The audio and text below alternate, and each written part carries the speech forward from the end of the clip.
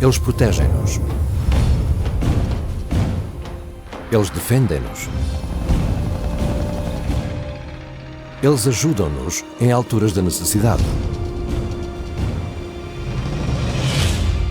Mas estão a ser destruídos por dentro. Last year saw more Army suicides than any year on record. Dia Our son was just one of thousands of veterans that this country has lost to suicide. após dia only to die here at home in their sleep. após dia. He then used a pistol to take his own life. Há um inimigo oculto em ação It's got to stop. e está a esconder-se mesmo à nossa frente. O inimigo mais perigoso é aquele de que nunca se suspeita.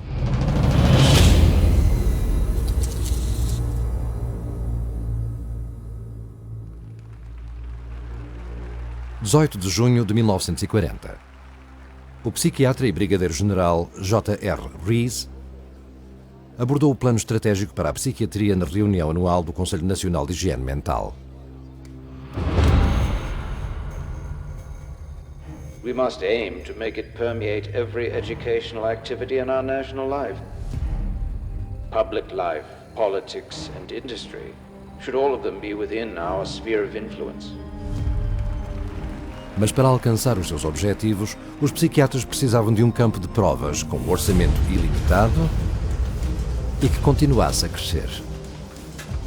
It's all about money. Billions of dollars. It's our tax money. Um campo de provas com uma fonte interminável de recursos humanos. More people than any other organization in America. These troops are the guinea pigs. They're being experimented on. Um campo de provas em que cada ordem é obedecida sem ser questionada. They have to obey those orders. You don't have an option. I'm legally obligated. Um campo de provas em que qualquer dano colateral é classificado como confidencial. This story has been censored every step of the way. O brigadeiro-general Rees sabia onde procurar. The Army and the other fighting services form rather unique experimental groups, since they are complete communities. And it is possible to arrange experiments in a way that would be very difficult in civilian life. Foi uma tática astuta, especialmente sob o pretexto de uma ajuda aparente. And now his soldier was sick, and unless we do something for him, he may remain sick for an indefinite period of time. Gentlemen, you are not requested to treat these patients. You are directed to do so. Os psiquiatras avançaram bastante. Há 20 anos, praticamente não se ouvia falar deles na vida militar. It wasn't until World War I that they came out of the asylums and sort of worked their way into the military. It was a very slow, very gradual insertion. Lenta e gradual, porque os psiquiatras não eram dignos de confiança. E por uma boa razão. Sabia-se que os seus tratamentos não eram científicos. Na verdade, muitas das suas experiências foram mais tarde classificadas como tortura. One of the first uses of psychiatric treatment actually goes back to World War I when it was used on German soldiers who were deserting and trying to leave the front because of the horrors of the trench warfare on the Western Front. Este tratamento chamava-se a cura de Kaufmann por causa do seu inventor, mas poucas pessoas lhe chamariam terapêutico. O soldado traumatizado era ligado a uma corrente elétrica que se aumentava até que ele não aguentasse mais. Durante este processo, o médico dava-lhe sugestões hipnóticas. Diese Kaufmann-Therapie wurde von den Psychiatern als Heiltherapie angewandt und eingeführt. Für die Soldaten war das alles andere als Heilung, weil es ja ein Schmerz war, der ihnen zugefügt wurde an den Gliedmaßen. Und so war wohl der wahre Grund, warum die Soldaten dann wieder an die Front gingen, nämlich, dass sie diese Schmerzen nicht mehr aushalten konnten und lieber sich in Kampfeinsatz wagten, als in der Klinik dauernd Schmerzen zu ertragen. Mas a dor que estes soldados sofriam não impediu os psiquiatras de continuarem com as suas experiências na Segunda Guerra Mundial. Tal como as anteriores, estas experiências também não foram criadas para ajudar os seus pacientes a superar os traumas da guerra. Zum einen war man von Seiten der Wehrmedizin im Zweiten Weltkrieg bestrebt, den Patienten noch schneller, als dies im Ersten Weltkrieg gelungen war, wieder an die Front zurückzuschicken. Das war der erste und sozusagen das entscheidende Ziel, das die Kriegspsychiatrie im Zweiten Weltkrieg hatte. Em todo o mundo, a guerra era uma boa ocasião para os psiquiatras testarem tratamentos muito arriscados em soldados a quem não era permitida uma opinião. Davam choques elétricos a alguns, colocavam outros em coma profundo e enchiam ainda mais soldados com drogas psicoativas potentes. À medida que se infiltravam mais, começaram a participar ativamente no recrutamento, treino, disciplina e moral militares. Davam inclusive opiniões sobre a seleção de oficiais. Then Poole. Poole is an odd sort of man. In civilian life he was very badly adjusted. In the personal sense, that is, he just couldn't mix, couldn't make friends. Em 1943, a psiquiatria penetrou tanto no exército dos Estados Unidos que o psiquiatra principal gabou-se de que psychiatry now has a place in every step of the Navy man's career, from his induction to his eventual separation from the service. It is because of the military that psychiatrists, they became important. You know, they're wearing a uniform now, and they've got the epaulets, and, you know, they've got some power because of the military. The military gave them that. O psiquiatra militar-chefe dos Estados Unidos, Brigadeiro-General William Menninger, até escreveu um manual que listava todos os problemas mentais que ele pensou que os soldados poderiam ter. Mas não havia nenhum exame de sangue, nenhum raio-x, nada observável ao microscópio. Só opiniões. Provas científicas? Não, senhor. Mas isso só ajudou a psiquiatria. No final, o Manual do Exército de Menninger forneceu uma fachada de legitimidade, algo que poderiam usar para diagnosticar e tratar ainda mais membros do serviço militar. O Manual do Exército tinha um uso tão amplo que se tornou a base para a Bíblia da Psiquiatria. O Manual de Diagnóstico e Estatística das Perturbações Mentais, o DSM. Graças à influência de pessoas como Menninger, na Segunda Guerra Mundial, os militares por todo o mundo acreditaram nas pretensões dos psiquiatras de que eles eram os peritos em saúde mental. E por isso, os psiquiatras obtiveram carta branca para testar drogas em muito mais soldados. The drugs of choice are the barbiturates. You will note that in combat exhaustion, massive doses of these drugs are needed in therapy.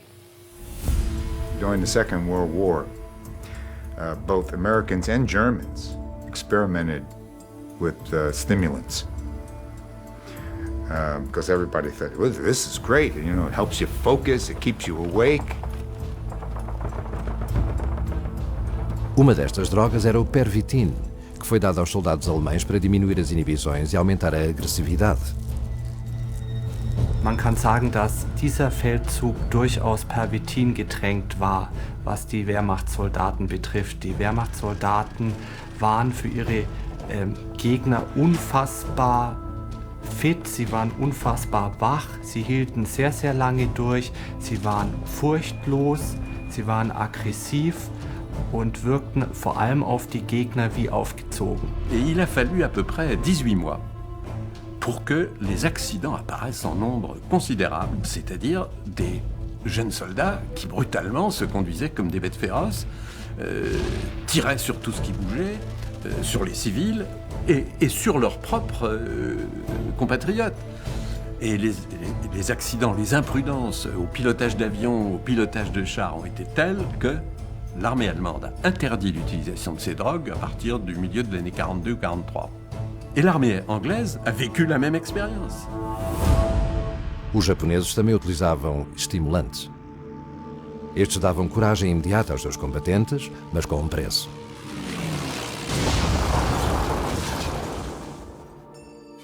O soldado desta foto era um torpedo humano na Segunda Guerra Mundial. 海軍の中の特攻隊員ということで人間魚雷で有名な回転というものの搭乗員として訓練を受け A sua missão era ser posto num torpedo que seria detonado manualmente quando se aproximasse do navio inimigo.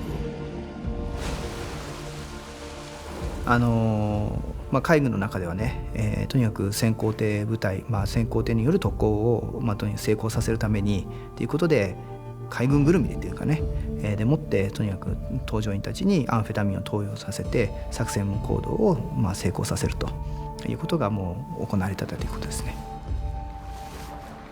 Apesar de ter sobrevivido à guerra, a sua vida estava arruinada.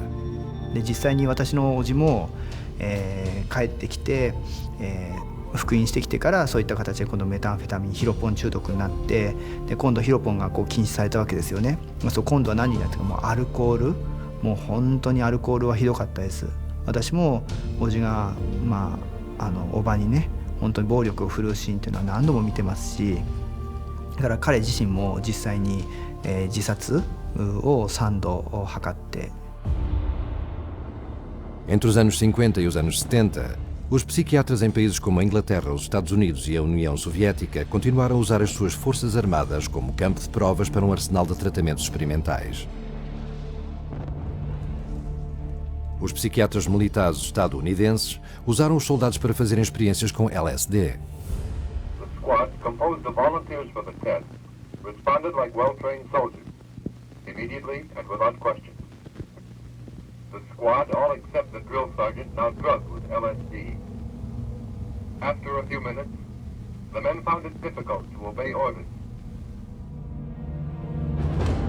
Mesmo sabendo dos perigos da droga, os psiquiatras britânicos continuaram os testes com o LSD, desta vez com os fuzileiros.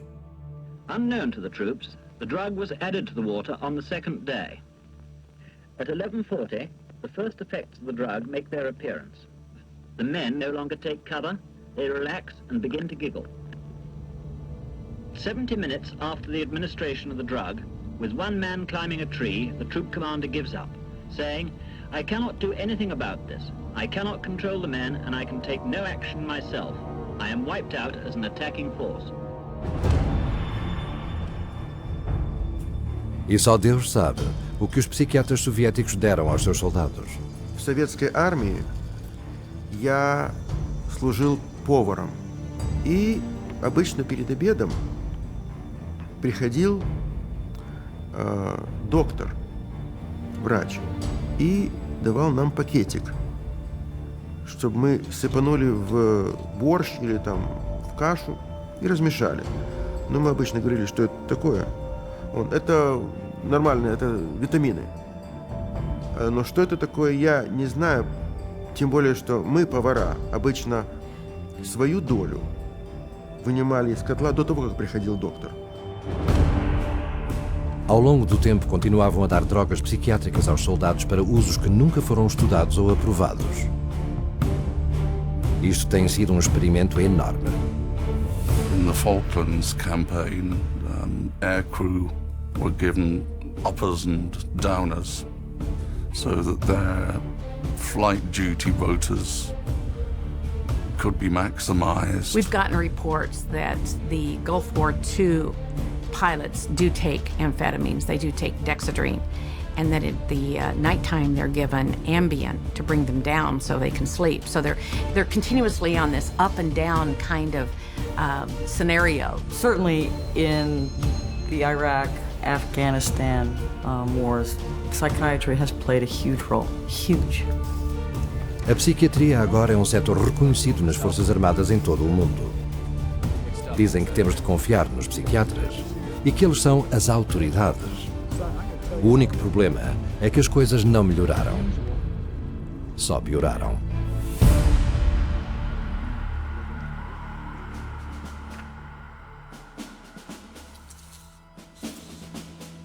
I spent almost 26 years on active duty in the Marine Corps.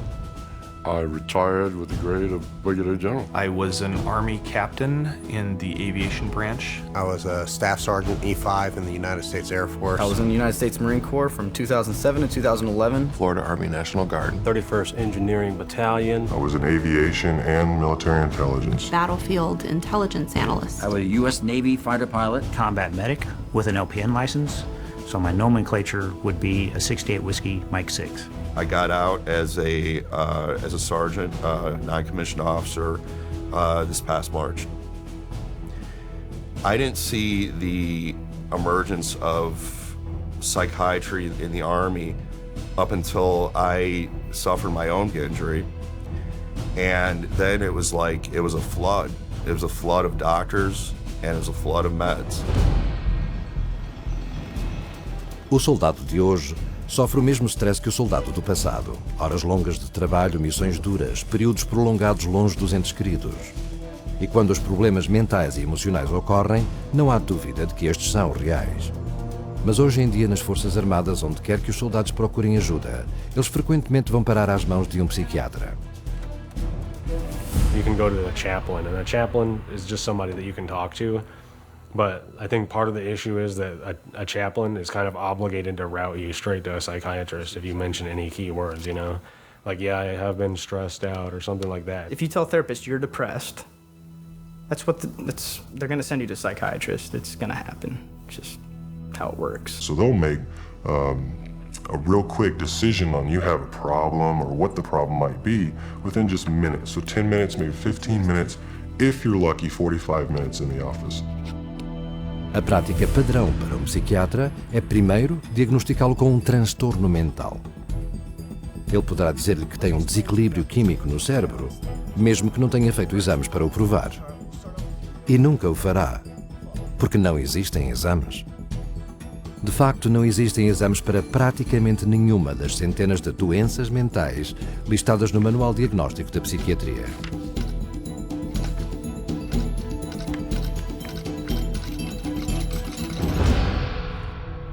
Psychiatry, especially, has no objective means of making any diagnosis. In general medicine, at least you have x-rays and blood tests to go on, and so that's the big dilemma faced by psychiatry.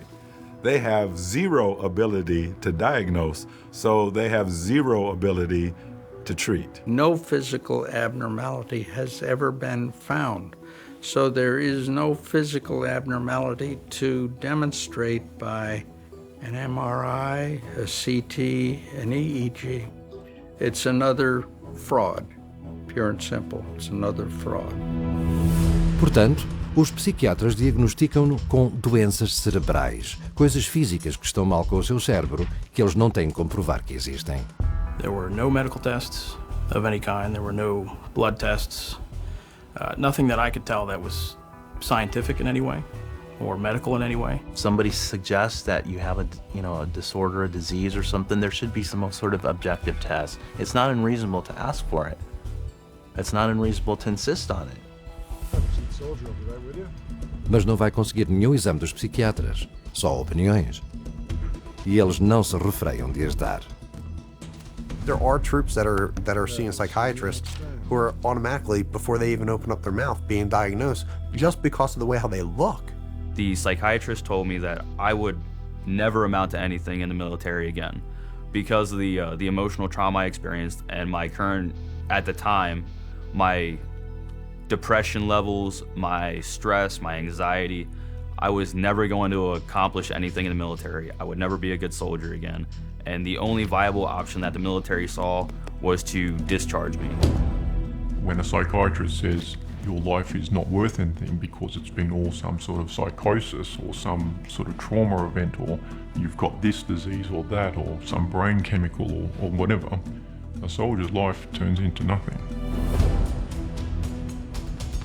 Todos os anos, milhares de homens e mulheres de farda são diagnosticados com uma doença mental, às vezes até com 2 ou 3 doenças. Isto saiu tanto fora de controlo que o Pentágono agora gasta $2 mil milhões por ano só em saúde mental. e o orçamento de saúde mental da administração dos veteranos disparou, tendo aumentado de menos de 3 mil milhões em 2007 para por volta de 7 mil milhões de dólares em 2014. Isso é muito dinheiro gasto com uma profissão que não pode encontrar provas para as suas doenças mentais no microscópio. Se bem que isso não importa para os psiquiatras. O diagnóstico é só o primeiro passo, na verdade é uma desculpa, para o colocar a si sob tratamentos perigosos.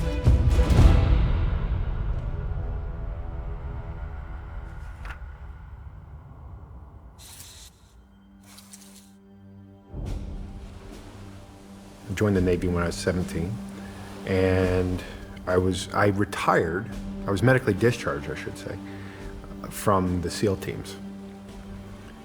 I served my country with America's best in a time of war, and I had the honor of leading them.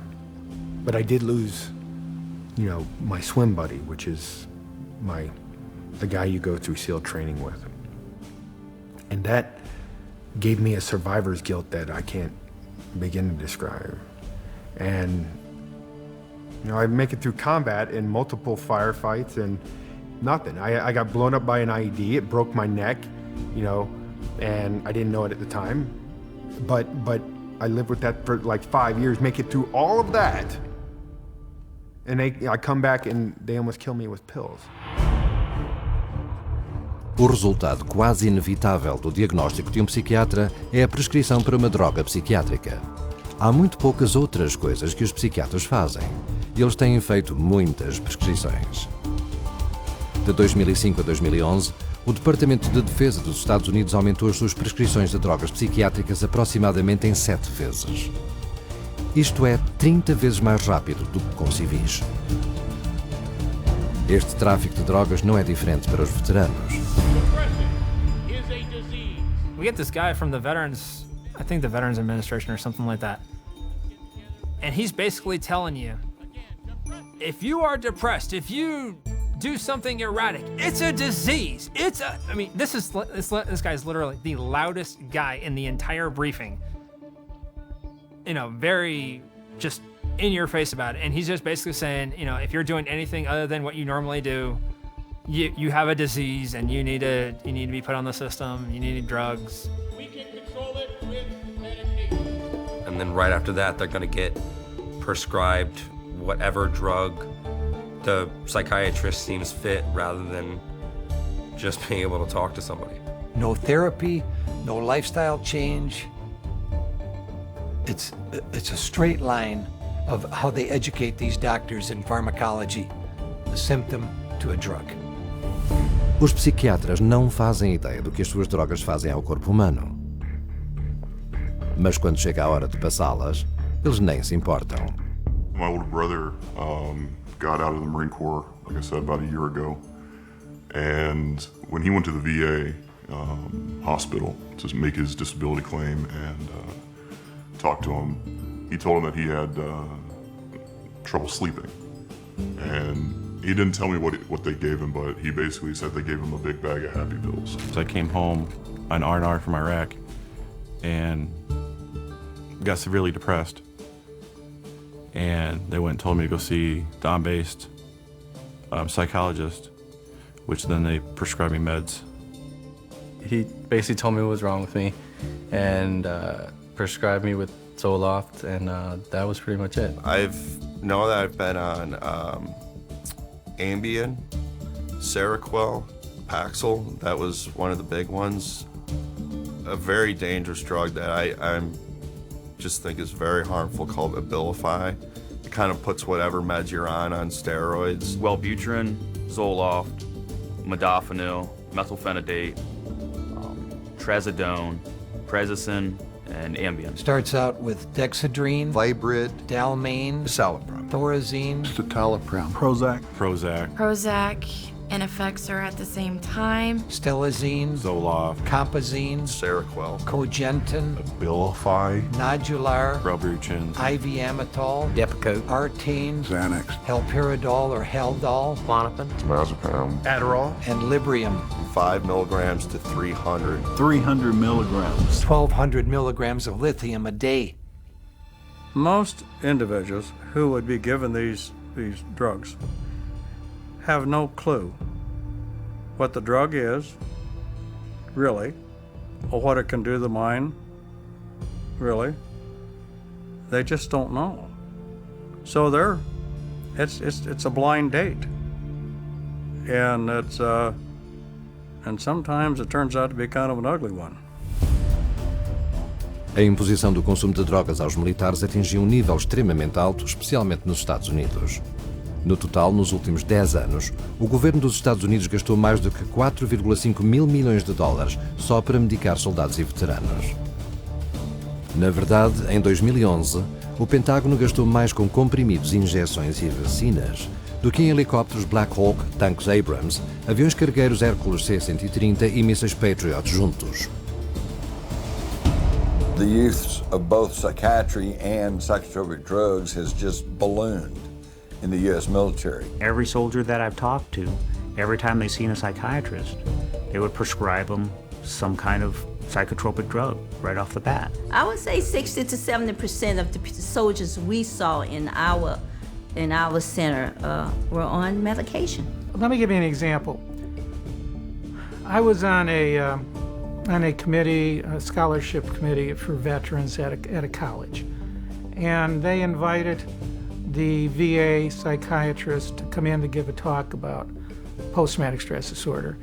But at the very end, I raised my hand, they said, how many of your veterans that you see do you medicate?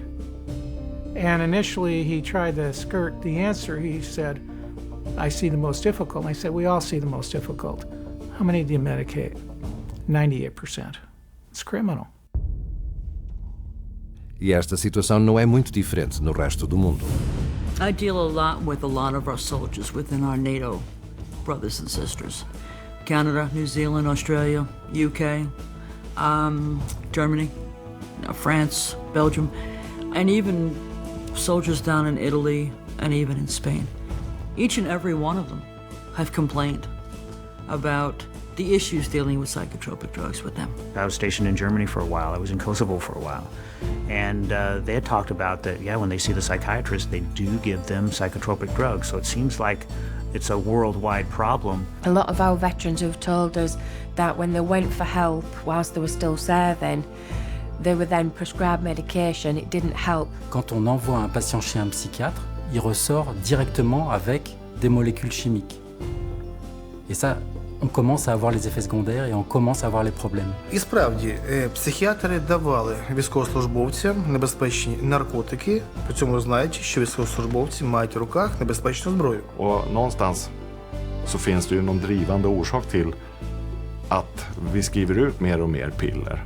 Men vi får ju inte det förväntade resultatet. Mas seja qual for o país, as Forças Armadas são assim. E nas Forças Armadas, os soldados não têm escolha, a não ser cumprir as ordens. When I'm wearing this uniform, if I'm ordered to see a psychiatrist, I have to go to see a psychiatrist. If I'm not in this uniform, I can tell them no.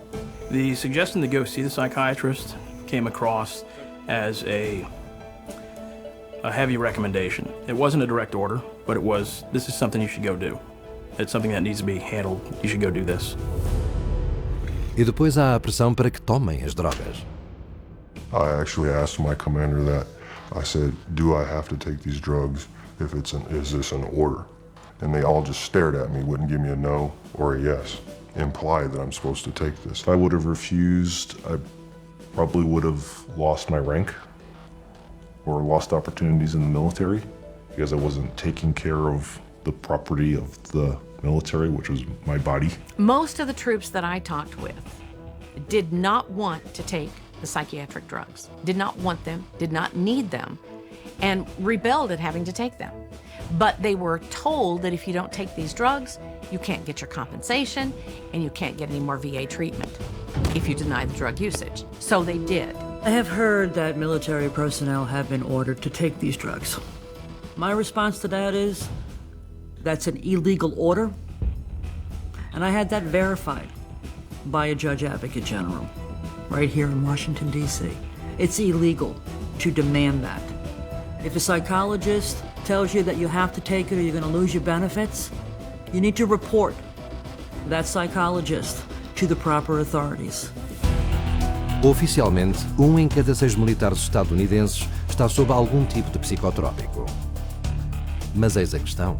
De acordo com o Comitê das Forças Armadas do Senado dos Estados Unidos, ninguém sabe quantas drogas são distribuídas aos soldados.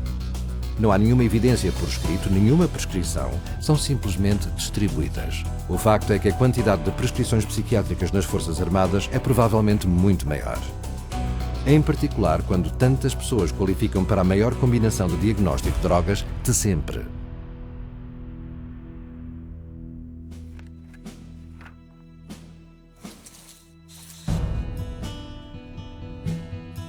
I was in the Army, and when I got out, I was corporal. And then I went back as a contractor for the Department of the Army. My original purpose was definitely get involved, serve my country, and then pursue it from that point forward. I personally had been deployed to Iraq for just about a year, and having gone back to Europe, I was having trouble sleeping, and having some issues just adjusting back to this, different lifestyle after having been shot at, nearly blown to pieces, so many times to this. Now I can just go down the road and get a pizza.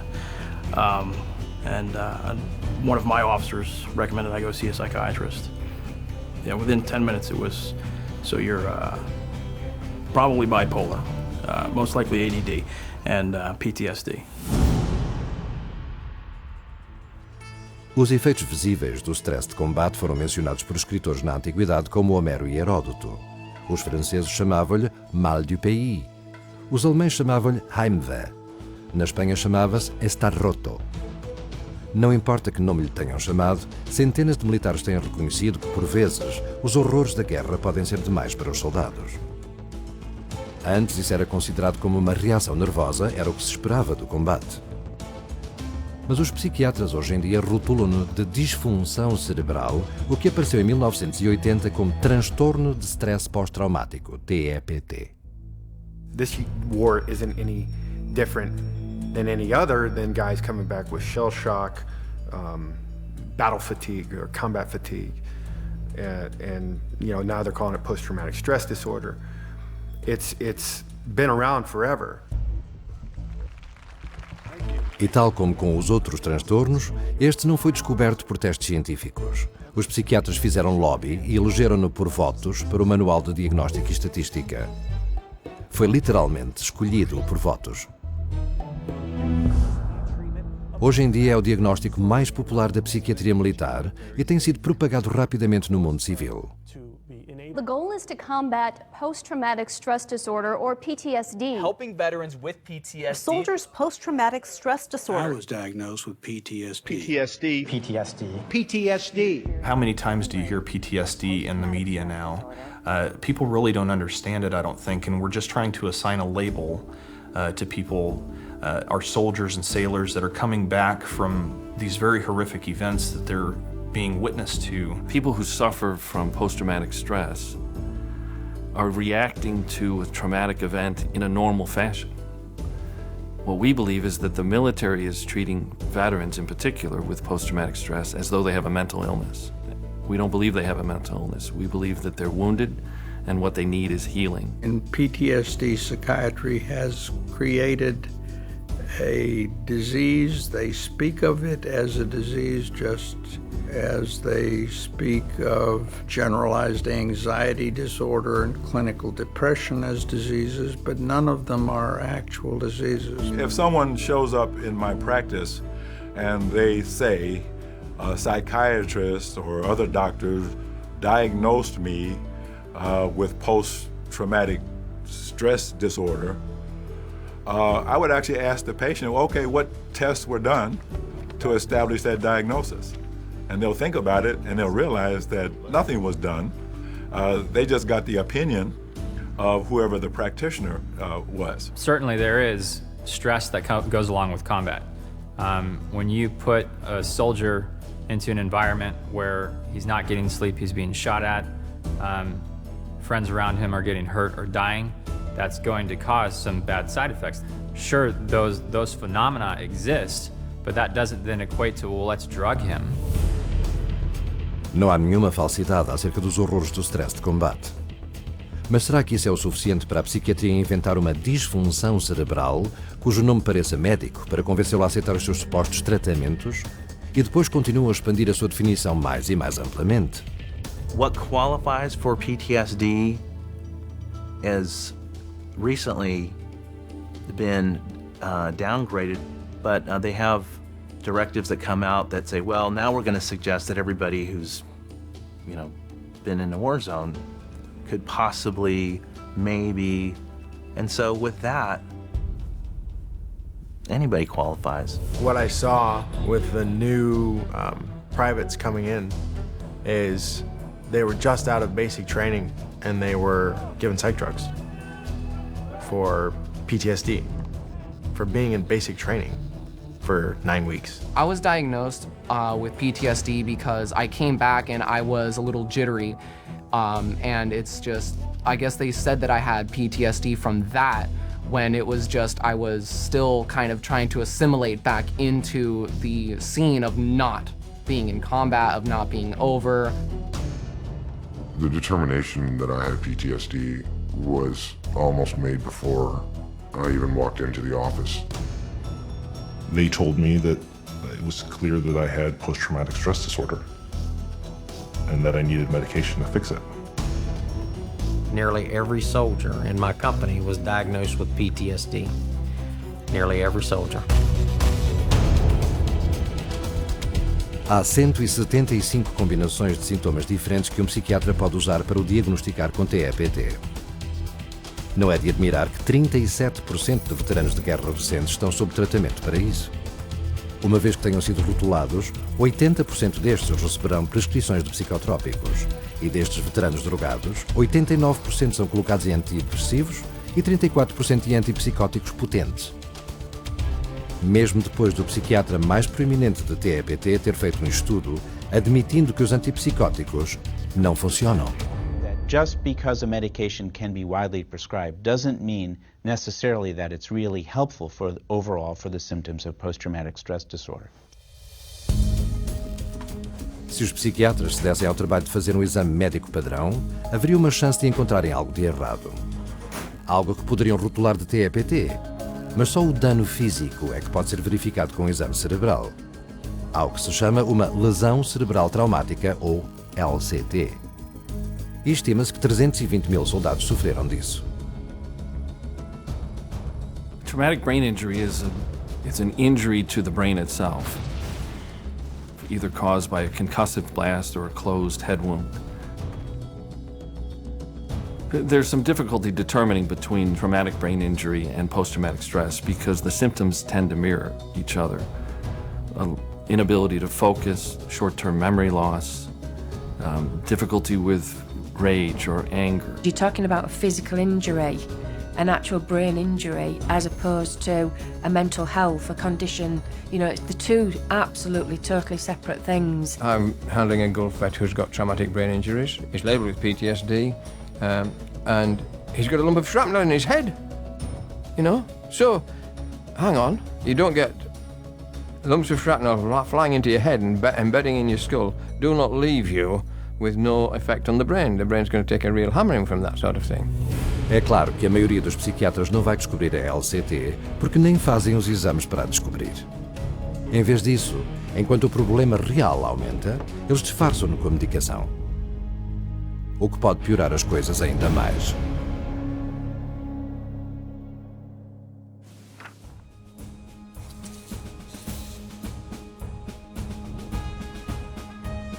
I think my main goal why I joined the military was, the first thing is to get money for college.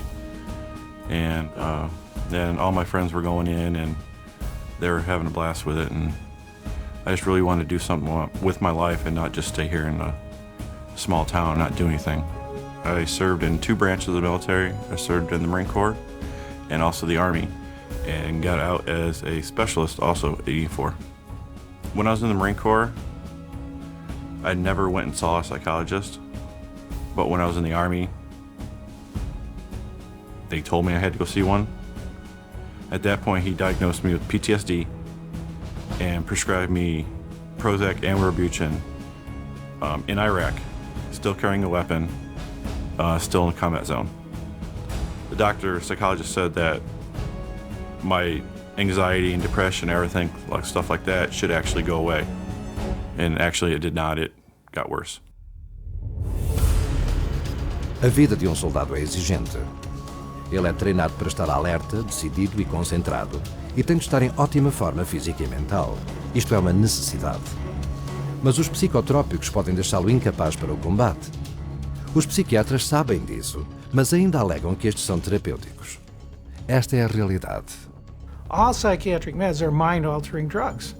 People don't put that together, but they're mind-altering, and they have side effects, disaster side effects. One of the most significant problems about every psychotropic drug that I can think of, the stimulants, the tranquilizers, antipsychotics, mood modulators, are unpredictable. I can give the same drug to 20 different men, and they'll have 10 different reactions to it. Ninguém, muito menos a pessoa que o prescreve, sabe qual será o resultado de um psicotrópico. Cada um é diferente e cada um tem uma lista longa de efeitos secundários escritos em letras pequenas na bula. My friends that take the drugs that I'm prescribed have very bad balance, a terrible memory. They have difficult talking clearly, speaking clearly to each other. Their reaction times are very slow, and they have a hard time concentrating. It pretty much just erased all feelings that I had, so I was just there. A lack of motivation, really. I just stopped caring. I was constantly demotivated, very worn down all the time. I was constantly sleepy, like not tired, just sleepy. I could stop doing something and instantly fall asleep. 1 minute you can be on patrol, next minute you'd be asleep. That's what those pills do to you. They make you tired. I would get headaches, but it's not like a normal headache. It would be like sharp pains just zapping through my head. My anxiety level was through the roof. I had heart problems. I put on 20 to 25 kilos of extra weight. I probably gained 40 pounds over the course of that period of time. I was up to almost 300 pounds. I was in metabolic syndrome. My body my adrenal system had completely shut down. My muscles had seemingly turned to water, and I could not lose weight for anything. I can't ever think of anybody who's ever said, I feel better. This has helped me. I can't honestly think of anybody who's ever said that to me. And I've seen and talked to a lot of veterans in my time. These are supposed to be the finest, most elite soldiers, physical combat machines, and they're being given something that's harming them, that's destroying not only their body physically, but also their minds mentally. Os psiquiatras dir-lhe-ão que os benefícios das suas drogas são maiores do que os riscos. Isto é desprezível e cientificamente é mentira. Foram feitos estudos amplos que provaram que os psicotrópicos, tal como os antidepressivos, não funcionam melhor do que um comprimido falso de açúcar. Mas alguns dos efeitos secundários destas drogas não são só prejudiciais, são mortíferos.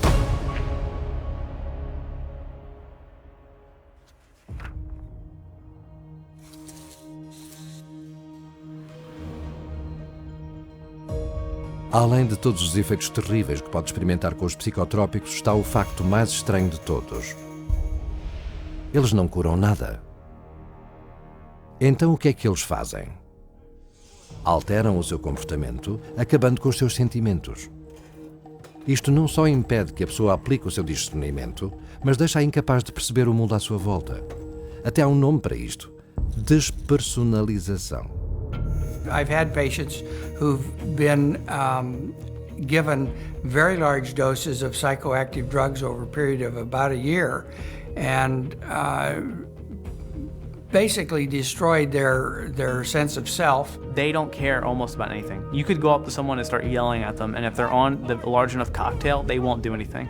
They become almost drones. So they're literally lobotomizing our soldiers with these drugs. I'm sorry. I'm just being very direct and honest with my experience of over 200 injured warriors. It's almost like being in a mental hospital with lobotomized patients. I'm sorry. It's just awful.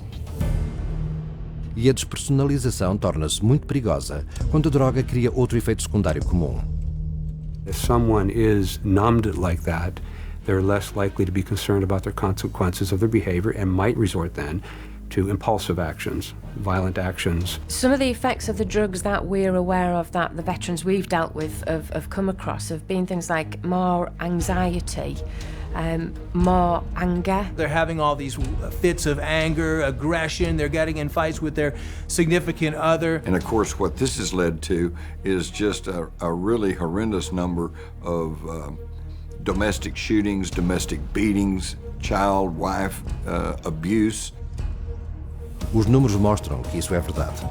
Desde 2006, crimes de violação e abuso domésticos nas Forças Armadas aumentaram mais de 30%. E o abuso infantil subiu para 43%, enquanto a quantidade de drogas psiquiátricas dada às nossas tropas está mais alta do que nunca. E depois há os casos em que o soldado que está sob influência de drogas psiquiátricas perde tudo. This one particular morning, the soldier was in our unit, and most of the soldiers in our unit are on some type of medication. And she was waiting for this soldier. And when she walked in, he was locking and loading his weapon. And she asked him, "What are you doing?" And he looked at her, he said, "I don't know." And she said, "You were locking and loading," which means he's putting his ammo in his weapon. And she asked him, then she said, "What were you gonna do?" He said, "I don't know if I was just gonna shoot myself or shoot up everybody in this building, and then myself." And we were there. 11 de maio de 2009. O sargento John Russell abre fogo numa clínica de stress de combate do exército em Bagdá. Ele matou 2 oficiais e 3 milicianos. No dia anterior, o seu psiquiatra tinha-lhe prescrito antidepressivos. 11 de março de 2012. Numa vila remota do Afeganistão, o furriel Robert Bales assassinou 16 pessoas. 9 delas eram crianças. Antes do seu tiroteio, Bales tinha cheirado o psicotrópico Valium e tomado álcool. 16 de setembro de 2013. Aaron Alexis, veterano da Marinha, leva uma caçadeira ao estaleiro da Marinha onde mata 12 pessoas a sangue frio. De acordo com os relatórios, Alexis estava sob prescrição do antidepressivo Trazodona. He talked about it. He said he went to the VA and they would give him some medicine. Estes são apenas alguns exemplos de entre muitos que estiveram nas mãos de profissionais da saúde mental um pouco antes de cometerem estes atos horrendos de violência. O primeiro cabo David Lawrence, que matou um comandante talibã na sua cela de prisão enquanto estava sob a influência de Zoloft e Trazodona. Terence Tyler, um ex-membro da Marinha que atirou em 2 colegas e depois suicidou-se no supermercado em Nova Jersey. Ele recebeu o diagnóstico de depressão maior e estava a tomar Prozac. E Eddie Ray Routh, que matou um SEAL da Marinha condecorado. Ele tinha acabado de sair de um hospital psiquiátrico 4 dias antes, onde tinha tratado a TEPT. Drugs and weapons do not mix. Okay, it's a recipe for disaster all by itself. They're seeing things different. Their mind has been altered. The brain has been altered. Their judgment and reasoning is not what it would have been without these medications. It's the mind that makes the decision of when to shoot and what to shoot. It's the mind. If you alter the mind and you imbalance the mind, which is what psychiatric drugs do, you change the results of who or what gets shot on the battlefield or at home after the battle is over. As drogas psiquiátricas não causam violência apenas entre os soldados. Elas instigam pessoas de todos os estilos de vida a cometer tiroteios em massa nos nossos lares, locais de trabalho e escolas. Depois há a questão do que eles poderão fazer a si próprios.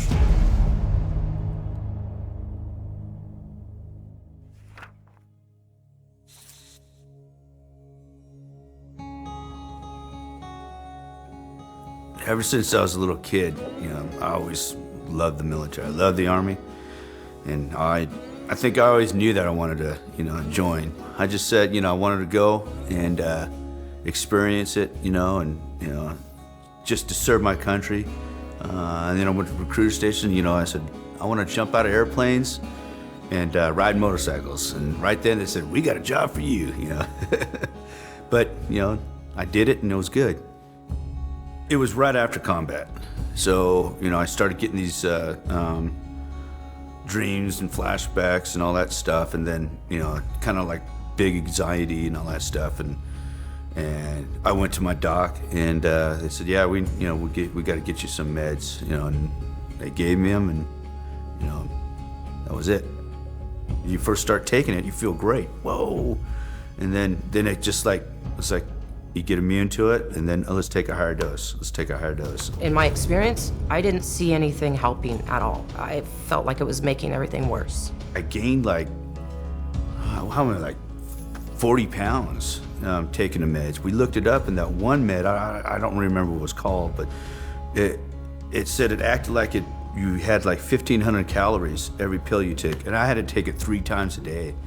If he missed a dose, then the whole family would know, the whole house would be kind of on edge because you couldn't talk to him. He would snap. You take your meds and you can just start feeling it going down, and then you're just like, bam, and you're a zombie, It almost seemed like he just didn't care about life anymore. He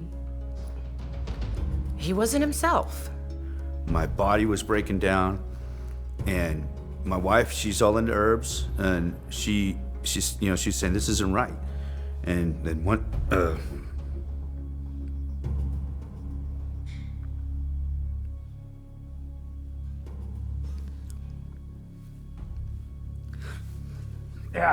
I was all fucking drunk, and the meds just taking that shit, and I just said, "Fuck it, I'm done." And I took my pistol, I fucking put it in my mouth, and she opened up the door. I fucking took it, and I said, I was like, fucking, I said, we gotta fucking do something, and this shit just didn't work, and I had to literally grab the weapon away from him because it probably would have happened. That's why I said, fuck it, I'm stopping. I'm stopping taking all this shit. It's killing me. It's gonna kill me. It's gonna kill my wife.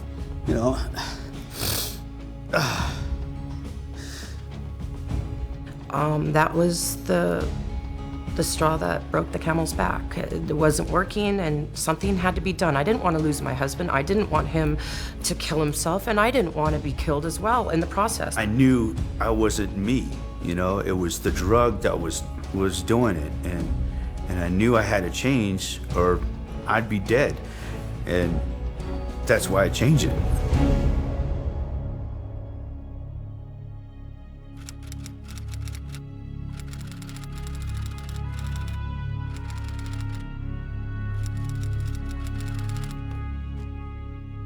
Há problema enorme com suicídios nas Forças Armadas. Desde 2002, a taxa de suicídios nas fileiras dos Estados Unidos quase dobrou. The suicide rate has really been going out the roof here lately with our military members, both while they're still in and once they return back to the States. I would move from base to base to base, and I'd be on different missions at different times. And one minute I'm on a base and I'm having lunch, and I'm being asked, "Hey, did you hear about those 3 guys, those 3 soldiers who committed suicide?" It was a black eye on Fort Bliss. Soldiers were dying left and right. Preventable deaths, we're talking suicides, we're talking about these soldiers getting in their cars or motorcycles going 150 miles an hour and, hitting a median. Family violence, it really spiraled out of control. Com tudo isto a acontecer, os psiquiatras continuam a distribuir drogas psiquiátricas em grande quantidade. Drogas que são conhecidas por aumentar pensamentos violentos e suicidas. My psychiatrist at the time had issued me a recommended gabapentin, and I took one, and I think within 30 minutes I had thoughts of suicide. They started me on a really low dose to build it in my system, but even the low dose, I was still feeling side effects of suicide, depression, anxiety. I did notice that there was a lot of times that I thought, that it would just be better to be dead than to keep living like that. And I look back on it now and I do realize that it was the meds. Sim, poderá haver razões para o suicídio nas Forças Armadas que não se devem a drogas psiquiátricas. Mas seria estúpido ignorar a influência das drogas. Perguntem às tropas que estão em serviço. I was military police, actively working as a police officer on the military installation. And in 1 week, I went to about 8 or 9 suicide attempts where the person either overdosed or, said that he was gonna kill himself, something like that. And 1 for 1, every single person was on psychiatric drugs. Because of my role as a criminal investigator, I didn't witness the soldiers while they were taking psychiatric drugs. All I got to see was after the suicide or after the death, and then the reports come out. We'd get called pretty often to investigate. We would have an autopsy performed and would include a toxicological exam, which would determine any drugs in the system, and usually there was some type of drug. A lot of them were taking some sort of medication for depression or anxiety. There were a lot of suicides happening in the military, overseas in theater and back in the States. De 2009 a 2012, morreram mais soldados por suicídio do que em acidentes de trânsito, doenças cardíacas, cancro e homicídio. O secretário da Defesa dos Estados Unidos chamou a isso epidemia. Sim, isto é um problema. Algumas pessoas alegam que isto é devido ao stress de guerra, mas 85% dos militares suicidas nunca viram um combate. E 52% nunca foram mobilizados. Entretanto, a competência dos psiquiatras militares nunca é questionada. E isto resulta em tentativas de suicídio como esta. My son joined the Army. He wanted to make a career and become something. He was still sweet and more normal when he came back from Iraq, even though he had, nervousness in crowds and PTSD. He was not different in personality as far as, to that degree like what we saw later on the drugs. And so when Michael said, hey, I'm having anxiety issues, I said, you need to go tell them. Well, and that's what really began his journey. That was the worst step, in my opinion, that we could have ever done. It started off with 1 drug and went to 2. With each successive symptom that he got a new drug. And we noticed that he started to go down in personality. It wasn't our son anymore. It was, anger, slurred speech. It was surreal because the person I was talking to wasn't even my son.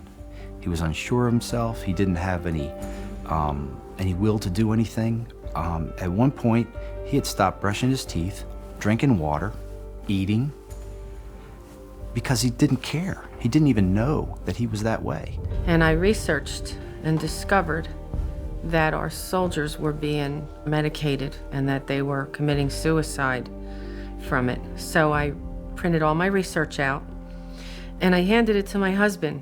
And I said to my husband, tell me what you think of all this research. And he came back to me and said, if my calculations are correct, there's a pattern here that matches our son's behavior.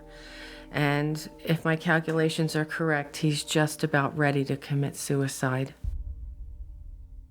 I was in the dollar store and he called me and said, I don't want to upset you, but I want you to know Michael's okay, but he tried to kill himself. And he put 2 IVs in his arms and he bled out in the bathtub and he was drawing in his blood on the walls. He didn't even know he was committing suicide. So his cognizance, his reason, was already usurped by these pills. You know, they take away who you are. And he wasn't the same. We had the hospital check him, and they found at least 9 drugs in his system. And they're just the ones they tested for. They were giving my son drugs that had black box warnings, said, if you're under 25 and you're taking this pill, your risk of suicide is going up 50%. Risk of suicide. But they were still giving him the pills. What he went through was so horrific it's hard for him to talk about, but he allows us to speak because he wants to save his comrades. He wants to save others who are going through the same thing, who are being drugged with lethal cocktails. Me speaking as Michael, knowing the things that he has said to others, he would say, stay away from the pills. It's a dead end. Os psiquiatras alegam que as suas drogas salvam vidas, mas raramente discutem o risco de suicídio. Por que não o fazem? Por causa das advertências para as pessoas de 18 a 24 anos? Esse é o âmbito de idade de quase metade dos soldados dos Estados Unidos que se mobilizaram. Contudo, o uso de drogas psiquiátricas nas Forças Armadas dos Estados Unidos aumentou para 76% desde 2001. Isso inclui antidepressivos que os psiquiatras distribuem aos soldados para prevenir o suicídio. There's no evidence that drugging stops suicide. The reason I'm saying this is because it is alleged that if somebody is suicidal, you should medicate them. Except there's no evidence that medicating somebody who's suicidal is going to prevent suicide. There's substantial evidence that many drugs actually promote suicide. And last year, within the DoD, there were 349 suicides among military personnel. That's almost one a day, literally one a day. Há mais suicídios do que mortes em combate. E as Forças Armadas estão muito preocupadas. In fact, in 2009, Fort Campbell, Kentucky was actually closed down by the base commander for a time because they were having just an inordinate number of suicides. Suicides on Fort Campbell have to stop now. The last I heard, the VA was getting close to 450 calls a day to their suicide hotline, which they set up years ago to handle the amount of veterans that have suicidal thoughts on a daily basis. 450 calls a day. É problema que tem ecoado pelos corredores do governo. One of the biggest concerns I have about the military is the inordinate number of suicides that have taken place among active duty and those who've left the military. 3 years ago, I got Congress to hold hearings to examine the relationship between suicide and increased use of medications, and there was a direct parallel. The amount of suicides were increasing proportionate to the amount of medications being introduced. So, do antidepressants cause suicide? Of course they do. So, don't blame the soldiers. Don't blame the military as a whole. Blame the corruption of the military by the psychiatric industry that is peddling false, dangerous medicine, that is peddling a kind of modern-day quackery, calling it treatment, but delivering suicide. E por pior que isto seja no serviço ativo, para os veteranos é pior ainda. Eles estão a matar-se a uma taxa de 22 por dia, 1 a cada 65 minutos. Mas será que os psiquiatras alguma vez consideraram parar de distribuir drogas? Não. Em vez disso, atacam em grande escala.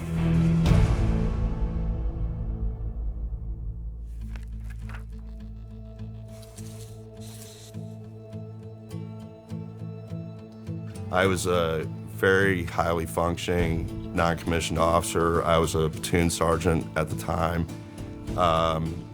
I was kind of always being groomed for that next rank. I was getting sent to the right schools, had the support of my chain of command. Things were going really good. After I witnessed this traumatic event on my last deployment in Iraq, that's when the medications really started coming. I mean, full force. And like I said before, before I knew it, I was on 9 to 12 different kind of medications. And when I was going through the separation process in the Army, I had to get some physicals and evaluations from outside people. These professionals would see my records come up on the screen and the amount of medications that I was put on throughout my time in the Army, but especially the last couple of years, and they would literally gasp. And they were shocked at the amount of drugs, the high doses of these drugs. It was like a 6-page rap sheet. Com tantas reações diferentes que as drogas psiquiátricas podem ter no seu corpo, como é que os psiquiatras podem diminuir os efeitos secundários de uma droga que acabaram de lhe dar? Eles não o tiram da droga. Eles aumentam a dosagem, o que pode causar mais efeitos secundários. Ou adicionam outra droga que causará ainda mais efeitos. Depois outra e mais outra. It was clear right away that they really had no idea what anything that they were giving me was really going to do. They said, this drug may not work. You may need a different one. This one may need a higher dose. This one may need a lower dose. There was friends of mine that I saw had 2, 3, 4 pills that they had to take daily. You find soldiers that are on dozens of medications. And when I say, 7 to 9 drugs at one point, I'd say that was very average. I've heard as high as 14. I know of some troops, personally, who were given up to 20 different drugs. It's kind of depressing if you look at the number of medications that I've been on. It's very thick. It makes up a large portion of my medical file with the Veterans Administration. And a lot of people were on not only psychiatric drugs, but drugs for their injuries. And the combination made them different. They weren't the same people. They're mixing amphetamines with painkillers and antidepressants and sleeping pills. I mean, even to the unlearned, that sounds insane. Esta prática é tão comum que até lhe deram um nome: polifarmácia. E aqui está um pequeno facto que é conhecido. Muitas destas drogas nunca foram testadas em nenhum tipo de combinação. Ou seja, aqueles que tomam estas drogas são cobaias. The danger escalates with every increase in dose and every increase in the number of medications. I have watched my clients who have been prescribed psychotropic drugs, sometimes a cocktail, often a cocktail, sometimes a single drug, and they are grievously changed. If they were experiencing an adverse effect, how would they know which drug it was? Was it the antipsychotic? Who knows? Was it the antidepressant? Was it a combination? These guys don't know. All they know is they're supposed to take these because their doctor said they'll be better. And in fact, they only got worse. And the problem is that there's no attention to the detail of what happens to these troops that are placed on them. There's no follow-up. They're simply placed on them, given a great big huge supply of them, and they're sent out to fight. Na verdade, geralmente são dadas doses de psicotrópicos suficientes para 180 dias a alguns soldados dos Estados Unidos antes de eles serem mobilizados para a frente. Sem supervisão, sem restrições. Podem simplesmente tomá-las quando querem. And what happens to it when they go into combat? Are they sharing with their friends? Sure they are. That's why I've been told by social workers, corpsmen, medics, that 90% of the troops in combat have at one time or other taken some type of psychiatric medication. It's just a grand, crazy, insane pharmaceutical roulette that's being conducted at the expense of our nation's sons and daughters, really.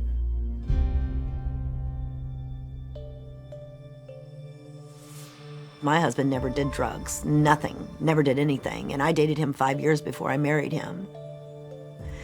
And he never did anything like that. And then when he was in Afghanistan, the psychiatrists over there started giving him the medications for depression and, of course, the pain that he was in because he had been hit. And the first time he got hit, they just started drugging him up.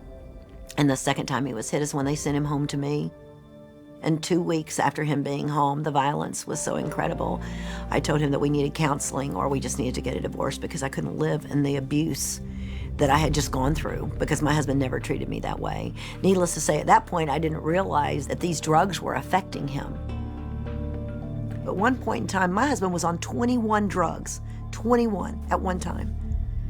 I mean, and it was craziness. This is not, I don't even know who this person is that I lived with.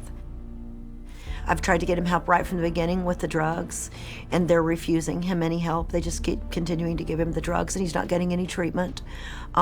His physical needs are not being met, and he's continuing to deteriorate on a daily basis.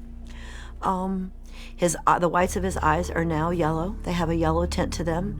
His skin color is green and gray, and this happens often.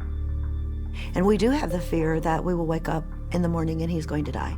Every day we live that every day. His daughter lives that every day. I live that every day.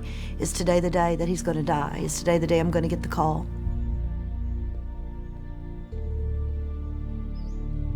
They need to give me my husband's life back, is what they need to do. They need to take him off the drugs so that he can think. He can't think. He doesn't know. A realidade terrível é que uma vez nestas drogas é um inferno para a pessoa sair delas. Algumas pessoas ficam viciadas em tão pouco tempo quanto 2 semanas. Now we have soldiers coming back from the battlefield and they're addicted to psychotropic medications and they have a detox reaction back in civilian life and they begin to exhibit the side effects for which they were being pre-medicated. So they become depressed, they become suicidal. Not only is it dangerous to be on these drugs, it's also very dangerous to come off of them. In fact, in many cases, the suicides happen immediately after someone stops taking an antidepressant drug. So if you do that, make sure you do it in a way where you have medical supervision and you have a support system in place so you can get off of those drugs safely. Tentar sair dos psicotrópicos por si mesmo, especialmente de maneira abrupta, é muito perigoso por causa dos efeitos terríveis que poderá experimentar. I have anxiety, I'm perspiring, I just don't know what to do. Os psiquiatras dir-lhe-ão que isto é o regresso da sua doença mental e que precisa de continuar a tomar a medicação. Isso não é verdade. Isto é a abstinência, como qualquer outra droga de rua. The doctor did not tell me if I did come straight off of these that there would be a worse effect. I didn't know that. So when I did come off it, I fell harder. These are actually addictive drugs, and I didn't know how to act without them. The withdrawal process is rough. And one of the things that I experienced is all these emotions, all these feelings, all these trauma, all this sadness that wasn't being dealt with, wasn't being cared for. It was just being medicated. When I got off all those drugs, it was like a floodgate. Even though you come off those pills, there's a period of time for, I think, a long, long time that stuff is coming out of your system. And sometimes you think that life would be better if you were dead. A quantidade de soldados que retornam às suas casas viciados em drogas psiquiátricas é chocante. Uma investigação do Exército dos Estados Unidos descobriu que 35% dos que estavam nas Warrior Transition Units, unidades de transição de soldados, tiveram problemas causados por psicotrópicos. E frequentemente o vício não é apenas temporário, mas sim para toda a vida. Porém, pode piorar ainda mais. Porque às vezes estas drogas fazem uma emboscada mortífera, atacando rapidamente e sem aviso prévio.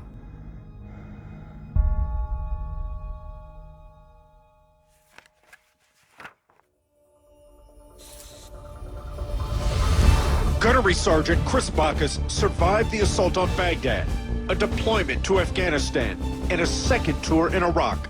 What specifically killed your brother? He died because he mixed narcotic drugs. Whenever he had an issue with them, they would increase either the dosage or the potency of the individual pill. A bomb couldn't kill this Marine, but a bottle did.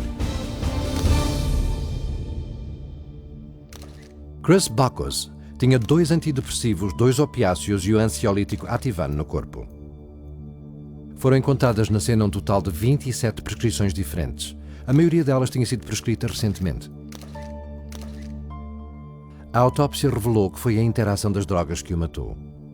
Uma coisa que qualquer médico que se preze poderia ter previsto. O caso de Chris Bacchus acabou por não ser diferente de outras centenas de casos. Apenas a 720 km dali, Stan e Shirley White celebravam o retorno do seu filho de 23 anos, o cabo Andrew White, a salvo da zona de combate. Mal sabiam eles o que ocorreria quando ele foi pedir ajuda a um hospital veterano local, apenas para ser diagnosticado e depois drogado. Andrew's behavior really started to deteriorate. We saw more and more withdrawal. We saw anger issues. At one point, he slept for 2 or 3 days at a time. The psychiatrist, their solution to his deteriorating condition was to increase his medications or to change the medications. No dia 12 de fevereiro de 2008, o cabo White morreu enquanto dormia. Nem se mexeu. Simplesmente faleceu. The coroner's report said it was at a intoxication of these drugs. Did not mention, but his heart stopped beating. Andrew being 23, being very healthy, not having any major issues, you shouldn't die in bed. Ele era um de 4 veteranos nos seus 20 anos que foram encontrados mortos na cama em West Virginia, dentro de um período de poucos meses. Foi necessária uma investigação profunda por um neurologista de San Diego para encontrar o porquê. I tried to understand how they could have died, what the mode, the mechanism of death could have been. And these dead in an undisturbed bed were cardiac. Suddenly the heart stops for some reason. Rastreando cada pista, ele descobriu que cada um tinha recebido o diagnóstico de TEPT e que todos eles estavam a tomar o mesmo coquetel de drogas psiquiátricas. Came across literature on the antipsychotics, and they said that the antipsychotics have a particular danger. They can stop the heart suddenly. And here these veterans, all 3 were on a combination of drugs which can cause or lead to sudden cardiac death. Might this not be the tip of an iceberg? Might there be others? And to make a long story short, that list grew to 250, 300, and today it is 351 probable cardiac deaths. The risk of sudden cardiac death makes those drugs truly unfit for human consumption, and yet they're being used like jelly beans in the military. Yeah, we're watching me here, Devil Dog. Outra morte cardíaca foi a do cabo de 21 anos, Chad Oligschlager. Are you getting that? It's machine gun fire. We don't know where it's coming from. But no worries. We have our sandbag structures. Carry on. Chad was hilarious. You know, super smart. Super smart. He was a lot of fun. You know, he played sports, you know, all of that, like any normal kid was, outdoors all the time. He was willing to make friends and talk to everybody. So that's kind of, you know, what caught my eye in the beginning as well. So he was just fun to be around. This Native American has no comment. Well, he told me the reason why he wanted to join the military was that if he went, then maybe his children wouldn't have to go. He really felt like it was his duty as a citizen to participate. When he came back, we realized he was different. He had asked his commander that, you know, he wanted to seek counseling. He needed some help because he was having problems dealing with what he had done over there and what he saw on that first tour. All right, the reason I'm down here and not up there is because as soon as the IED went off, we were talking about a possible trigger man. We don't know where they are because we never know where they are. Just all kind of saw like, okay, they're gonna give you some medication, you're gonna, you know, see a psychiatrist for a little bit, talk it out, things will get better. We were so naive. When he was on the drugs, he seemed like he was just doped up all the time. He was disoriented. It literally turned him into a walking zombie. I mean, after he would take that, and you know, and he was real adamant about making sure he took his medication on time. It just felt like the medication made him forget what he was doing, made him forget some things that had happened in the past. We'd be talking about stories and he wouldn't believe what I was telling him. And he'd take Seroquel and then 10 minutes later be going back to his pill bottle and say, well, I gotta take my medication. And it's like, you just took it. He wasn't in control, I felt like, in the end. He just really didn't know what he was doing. He wasn't going to work when he was supposed to. He said he would just sleep in his room. We're gonna pause for a second due to malfunctions and technical difficulties. I got the knock on the door at 11 o'clock at night. But when I heard the knock on the door, I knew what it was. They had found Chad. And my thought was, okay, great, where is he? Where's his little shit? You know, I hadn't heard from him. And he said that he was at the barracks. I said, okay, is something wrong? Can I go see him? And he said that they found him in his room, that he was dead on the floor. They didn't know how long he'd been there, that he was already gone, and I couldn't see him. I couldn't even get on base. All I could think of was that he was alone in that room by himself, that he was supposed to be safe. It was harder for us because we always expected, if he's in the military, he's in the Marines, we kind of expected that if he were to die, he was going to die when he was out on deployment. You know, he was going to die, you know, killed in action, something. We didn't expect him to come home and die. I had a doctor at Texas A&M University read the autopsy and then said that the levels of the meds in there were not excessive. They were in line with what was prescribed. Nothing was out of range of dosage, but they looked at it and they said, how come he's taking, 7 of them? It's a lot. And the doctor looked right at me and said, they killed him. I blame the psychiatrists and I blame the doctors for prescribing those pills. Those are the ones that never checked up on him and let him walk out with all the other pills. Didn't take any of the pills away, just kept giving him more pills. And they're the ones. Good morning, and hoorah. Os psiquiatras dizem que estas mortes são por overdoses acidentais, mas encaremos os factos. Isto está à margem de ser homicídio negligente. E conforme os nossos soldados sucumbem a níveis letais de coquetéis prescritos, um atrás do outro, há que pensar se os psiquiatras sequer se preocupam em descobrir o porquê. É suficientemente mau que as tropas estejam a morrer, mas este consumo de drogas tem repercussões que vão muito além da própria vítima. Pode afetar também as vidas daqueles que os mais amam.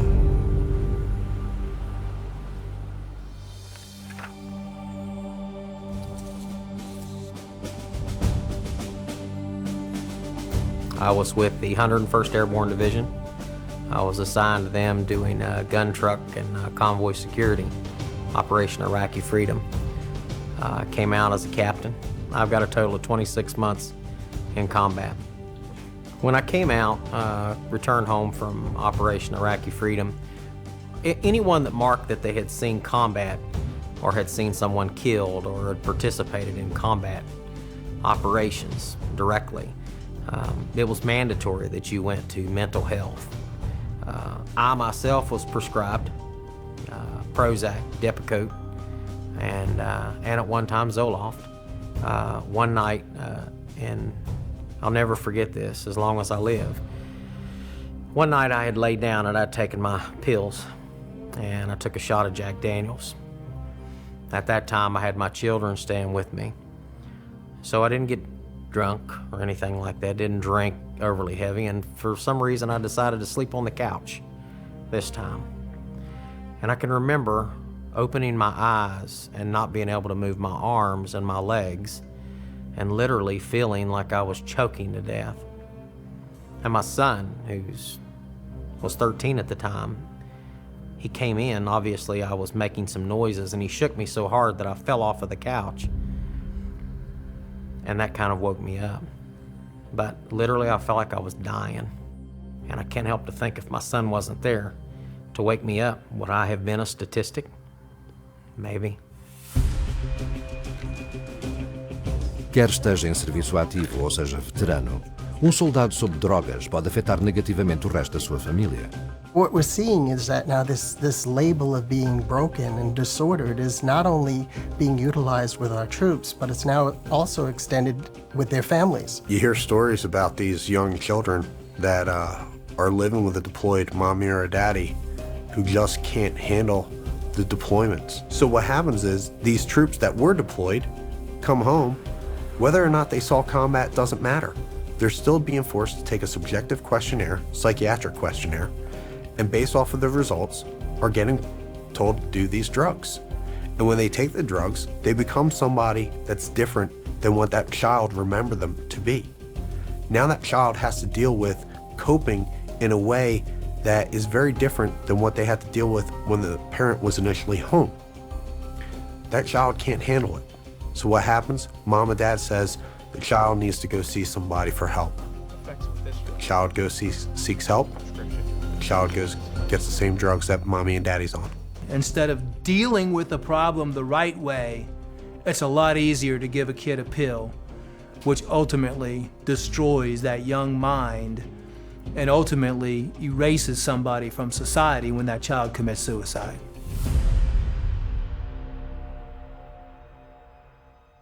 My youngest son, Daniel, was a very funny, a little prankster with lots of friends in the neighborhood.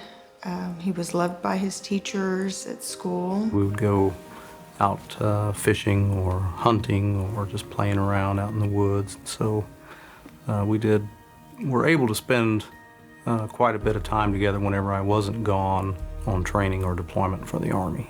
Daniel began having trouble sleeping very shortly after he left, and he was worried that his dad wouldn't come home. He was worried that his dad was going to get killed. And we saw the psychiatrist for 10 or 15 minutes, and he prescribed something to help him sleep, and also Celexa. Well, when she started telling me about the medications, I was very concerned.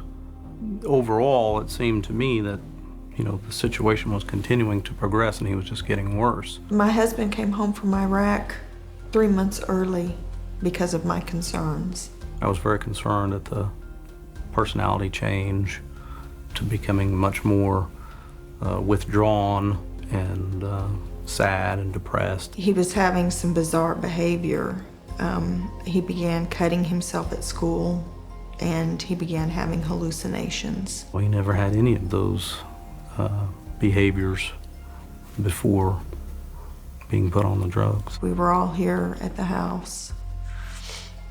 He was out of our sight for 10 or 15 minutes, and he had snuck in and went and he'd gone into his room, and I sent James to go find Daniel to help me in the yard. And he did. What was your emergency? We need an ambulance. What's going on? My little brother hung himself. Okay, what's his name? Daniel Radens. My mom is performing CPR right now. Okay, let me transfer you. Don't He was an innocent little boy who was just worried about his dad. who prayed every night that his dad would be safe, and that his dad would come home, and that angels would protect him. But there wasn't anybody to protect my son. Psychiatry in the military took our youngest son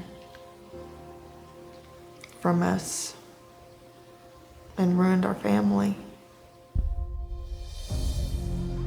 As crianças são um grande alvo para os psiquiatras. 1,9 milhões destas crianças têm pais que estão nas Forças Armadas e 1 milhão delas têm pais que estiveram em combate. E quando se há uma criança pequena preocupada com a mãe ou o pai, torna-se uma presa fácil. The numbers of children who have been put on drugs within the military TRICARE system is astounding. You know, it's just exploding. So it has an effect, a ripple effect on the entire family unit. Now, today, we're finding out outpatient psychiatric treatment for children of deployed active duty service members has reached an all-time high at 2 million visits. How many drugs are these children being forced to take now? Seja qual for o número, este é alto.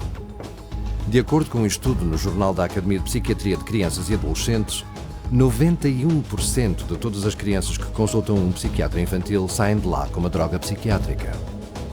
Será mesmo isso que queremos para as nossas crianças? Com todo este fracasso, deve ter-se perguntado por que razão é que os psiquiatras continuam a ferir pessoas, a drogá-las, a viciá-las e a criar violência e suicídio. É pela razão mais revoltante de todas.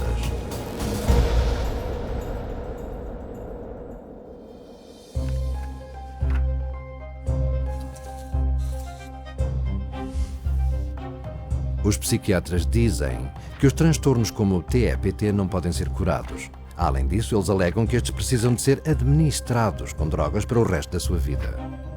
É uma medicina má, mas muito boa para a conta bancária. Once you label somebody and you start medicating them, over the life of that person, it's going to cost the government about $1.5 million to provide these medications and treatment. There's a lot of money to be made here. There's a lot of money to be made by the companies that are producing these drugs. Profit is the only conceivable motive for all of these psychiatric drugs in the military. Taxpayers are footing the bill for this travesty of medicine. These psychiatric drugs that promote suicides, you're paying for them. Então por que é que os psiquiatras distribuem drogas em tais níveis recorde? Porque é mais fácil drogar as pessoas do que realmente ajudá-las. E por causa desta explosão da distribuição de drogas psiquiátricas, a psiquiatria desenvolveu uma relação muito próxima com as companhias farmacêuticas. E eles falam disso abertamente.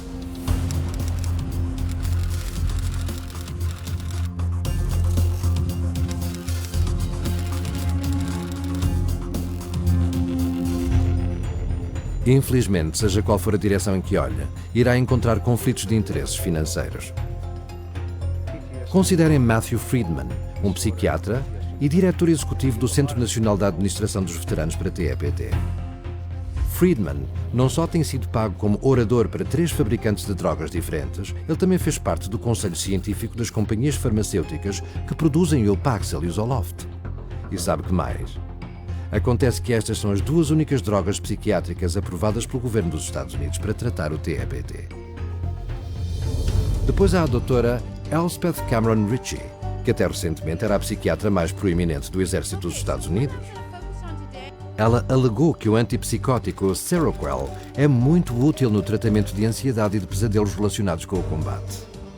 O Seroquel não só está totalmente desaprovado para esse propósito, como também está ligado a mortes cardíacas súbitas. Os soldados chamam-lhe Serokill. Nas ruas é conhecido como heroína bebê. No mesmo ano, Ritchie apresentou um programa na web, patrocinado parcialmente pelo fabricante de Seroquel, no qual ela continua a insistir no uso de drogas psiquiátricas no campo de batalha. Of course, I'm a psychiatrist, so I tend to think of psychiatric medications, and we treat soldiers with medications, with cognitive behavioral therapy, and other sophisticated treatments on the battlefield.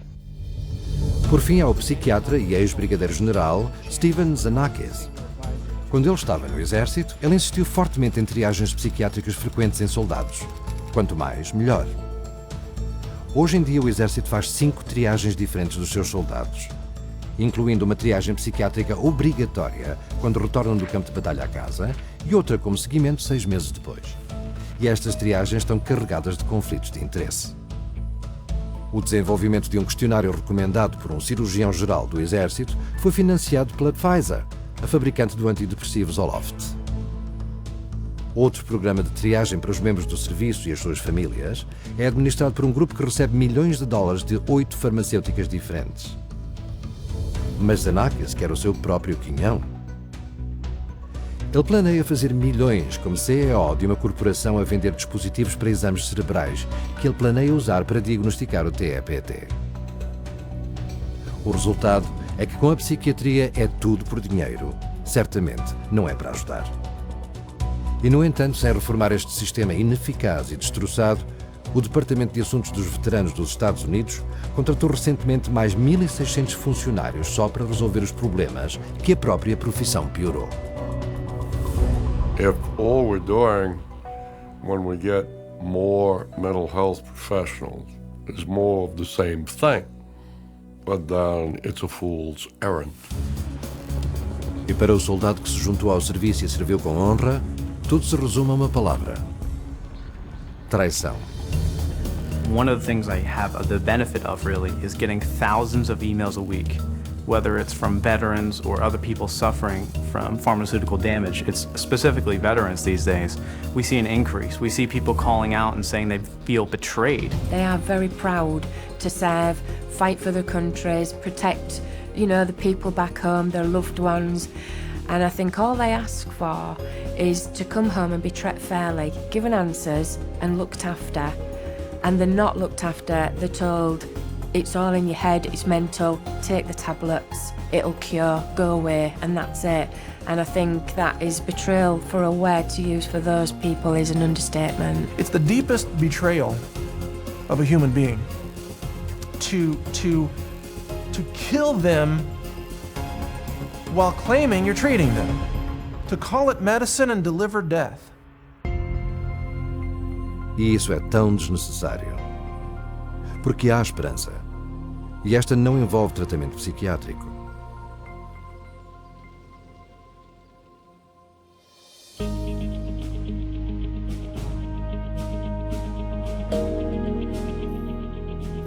Olha à sua volta e infelizmente encontrará um mundo saturado de psiquiatria. Mas existem soluções seguras, eficazes e funcionais que podem ser encontradas. The main word for soldiers, and not only soldiers, but anybody suffering from any type of so-called mental illness, is that there's hope. That there's hope out there, there's solutions out there, things are available for you to get your life back, to not have suicidal thoughts, to not end your life, and it does not include psychiatric drugs. There is a way to solve this. It's to get rid of the drugs and start treating soldiers like human beings, not lab rats. That's the solution. The vets who get over their war wounds do it on their own, do it with friends, do it with colleagues, do it in support groups. They're doing it separate and distinct from the medical interventions. If you talk to lads, when they get together, they help one another, they support one another. They are aware of fellow feeling, fellow understanding. Psychiatrists, by having the opportunity to disrupt that process by using drugs, can often disrupt it rather than support it. A soldier does need help. He needs care and love and friendship and, whatever else is going to make him feel better personally, but he does not need psychotropic drugs. Tratamento médico autêntico pode começar com um exame físico, feito por doutor competente, para verificar quaisquer lesões ou doenças subjacentes que poderão ser a causa da angústia emocional. Every symptom should be investigated for physical origins, because if you don't do that, almost certainly someone who has a real physical symptom is being labeled as having a psychiatric symptom, which is false. By making sure that we clear up any physical issues, we begin to make the soldier, the veteran, feel better. Once they begin to feel better physically, they feel better emotionally, and they're able to deal with some of the issues relative to the traumas or the stress that they were under while in combat. Se você está a tomar drogas psiquiátricas e quer sair delas, assegure-se de ter a supervisão de um profissional médico competente. Getting off the drugs is one of the best things that I've done, and because it's helped me out. It helped me be back being Mike Mezin, you know, and it really saved my life. It's transformed my life, but at the same time, it's also made me look real hard at the damage that those drugs were doing me while I was on. And it was that type of incident that catalyzed my resolve to aborting the system that I was in and moving forward with a non-pharmaceutical approach, which has been phenomenally successful for me. I'm not the same person. Mas ainda existem muitos soldados em grande risco de receber ordens para tomar drogas psiquiátricas. É por isso que é extremamente importante que conheça os seus direitos. There is an obligation for the service to take care of our sons and daughters that are sacrificing themselves and giving an oath to defend the Constitution with their life. I mean, that's a big deal. The command may say you have to go to see a psychiatrist because we believe you to be unstable.